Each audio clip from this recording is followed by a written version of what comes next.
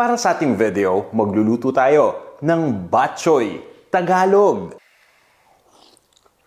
Kung handa na kayo, tara na! Umpisahan na natin to. Mantika, bawang, ilagay na natin yung sibuyas, luya. Napaka-importante nitong luya dito sa ating bok choy Tagalog. Ilalagay ko na dito yung pork. Ang gamit ko dito ay pork lomo o yung pork tenderloin. Itinutuloy ko lang yung paggisa dito hanggang sa mag-light brown na yung kulay ng outer part ng pork. At eto na nga yung gusto nating mangyari. Ngayon naman, maglalagay lang ako dito ng konting patis. Konti lang muna. And after 30 seconds, maglalagay na ako ng tubig. Tatakpan ko lang muna para mas mabilis na kumulo. I-check na muna natin to.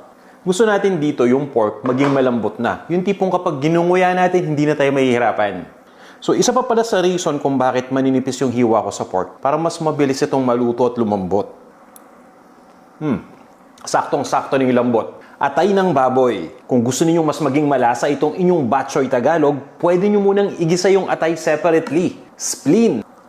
Parang atay din yung itsura, no? Mabilis lang ding maluto to. Hindi na natin kailangan pampalambutin dahil likas na malambot na yan. Takpan lang natin yung lutuan.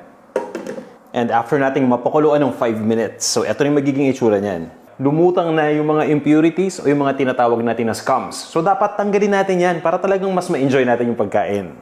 O yan, okay na muna to for now. Next, ilagay na natin itong coagulated pork blood. Itong ingredient na to mabibili niyo sa mga palengke. Pero kung meron kayong sariwang dugo ng baboy, yung fresh na fresh, pwede ninyong gawin ganito. Ang ginagawa ko dyan, yung sariwang dugo, nilalagay ko lang muna sa isang molde. Ini-steam ko lang yan hanggang sa mamuo. Pagka-steam, ipa-cool down nyo lang, magiging ganyan ang itsura. I-adjust ko na yung heat to a simmer. Ayaw natin itong mag-rolling boil dahil baka naman magkalasog-lasog na yung nilagay natin na coagulated blood. Pwede na natin ilagay yung miswa. Yan, distribute lang natin itong miswa. At ngayon naman titimplahan ko na para mas ma-enjoy natin kainin to. Maggi Magic Sarap. Ginagamit ko to para ma-level up yung natural flavors ng mga ingredients na ginamit natin. Kuha lang tayo ng patis.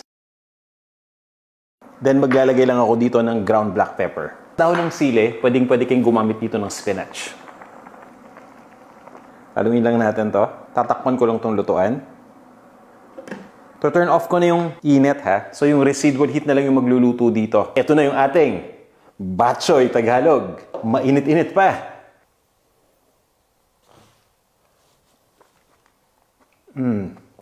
Yun panalo. Sarap. Ito talaga yung nakagisnan ko. Guys, subukan nyo itong ating recipe ha. Tara, kain tayo.